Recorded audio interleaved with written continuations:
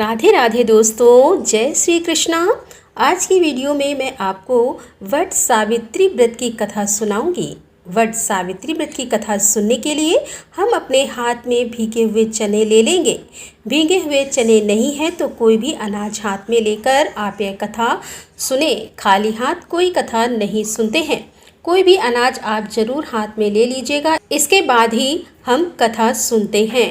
भद्र देश में अश्वति नाम का राजा रहता था। उसके संतान नहीं थी। उसने बड़े बड़े पंडितों को बुलाया और कहा कि मेरे संतान नहीं है, इसीलिए तुम कोई ऐसा उपाय करो जिससे मेरे संतान हो जाए। पंडित बोले कि हे राजन, संतान तो आपके भाग्य में है, एक पुत्री आपके भाग्य में है। फिर पंडितों ने खूब हवन और यज्ञ इत्यादि किए, जिसके प्रभाव से राजा की रानी गर्भवती हो गई और कुछ समय के बाद राजा के महल में एक सुंदर सुकोमल कन्या ने जन्म लिया। बड़े बड़े सुयोग पंडितों को बुलाया और कन्या की जन्मपत्री दिखाई। जन्मपत्री को देखकर पंडित बोले कि यह कन्या तो 12 वर्ष की आयु में ही विधवा हो जाएगी। राजा बहुत चिंतित हुए। राजा ने कहा, क्या मेरा नाम नहीं रहेगा? तब पंडितों ने सोच विचार किया और कहा कि हे राजन, इस कन्या से आप पार्वती माता और बरसाती अमावस्या का पूजन कराना, जिससे कि इसे सौभाग्य की प्राप्ति हो। जब सावित्री बड़ी हुई तो उसका विवाह सत्यवान के साथ करा दिया। सावित्री के सास ससुर अंधे थे। उनकी वह बहुत सेवा करती थी और सत्यवान जंगल से लकड़ी तोड़कर लाया करता था।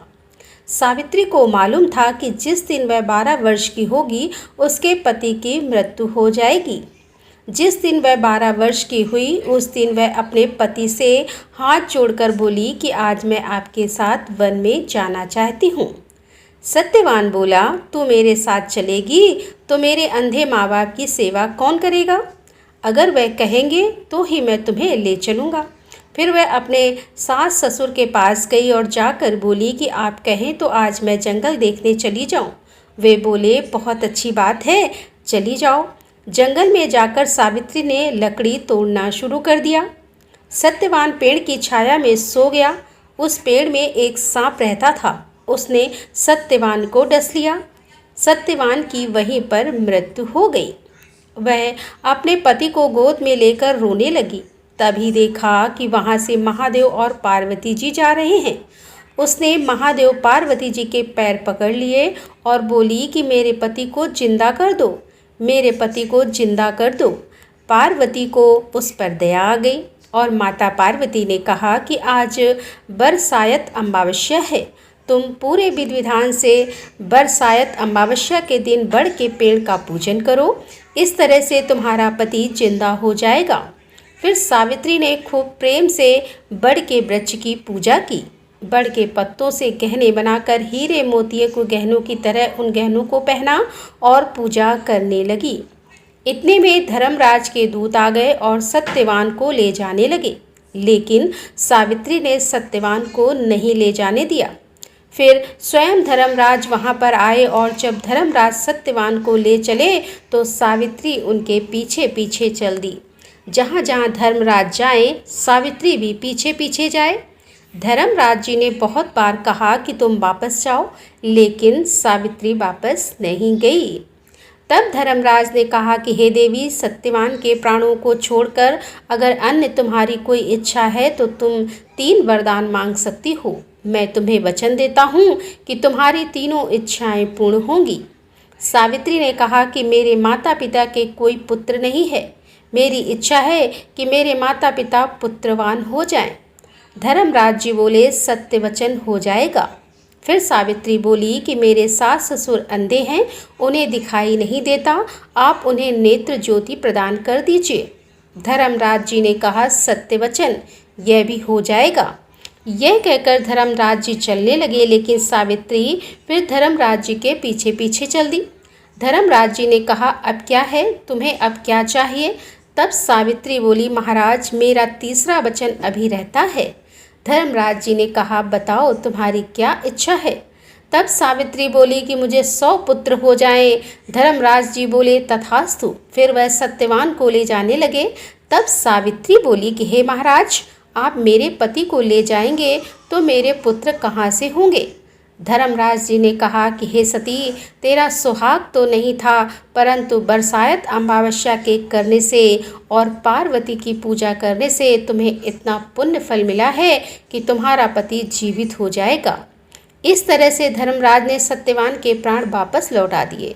तभी सावित्री माता ने पूरे नगर में ढिंढोरा पिटवा दिया कि जेठ की अमावस्या के दिन सभी महिलाएं बड़ के पत्तों से गहने बनाकर पहने, बड़ की पूजा करें और बायना निकालें।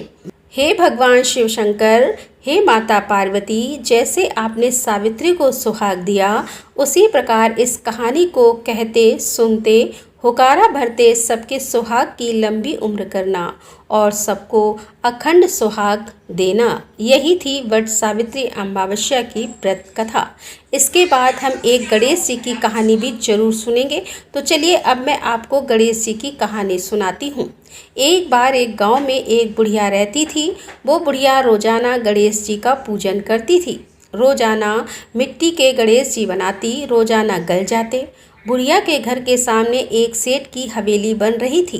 बुढ़िया ने जाकर कारीगर से कहा कि कारीगर मेरे पत्थर के गणेश जी बना दो। कारीगर बोले, बूढ़ी माई, जब तक हम आपके लिए पत्थर के गणेश जी बनाएंगे तब तक तो हमारी दीवार बन जाएगी। हमारे पास समय नहीं है, आप किसी और से बनवा लें। बुढ़िया को बहुत बुरा लगा। बुढ़िया ने मन ही मन में कहा कि भगवान करे तुम्हारी दीवार टेढ़ी हो जाए। अब गणेश जी तो सुन ही रहे थे। जैसे ही कारीगर दीवार बनाए, दीवार टेढ़ी हो जाए, दीवार को गिराना पड़े, फिर से दीवार बनाए, फिर से टेढ़ी हो जाए, फिर से गिराना पड़े। ऐसे ही बनाते गिराते सुबह से शाम हो गई। शाम को सेठ जी आए। सेठ जी ने कहा कि आज कोई भी काम नहीं किया। तो कारीगर ने कहा, महाराज काम तो बहुत कर रहे हैं, लेकिन जैसे ही दीवार बनाते हैं दीवार टेढ़ी हो जाती है और दीवार को गिराना पड़ता है। उसके बाद कारीगर ने बुढ़िया के आने की सारी बात सेठ को बताई। सेठ जी ने कहा, मुझे बुढ़िया के पास ले चलो।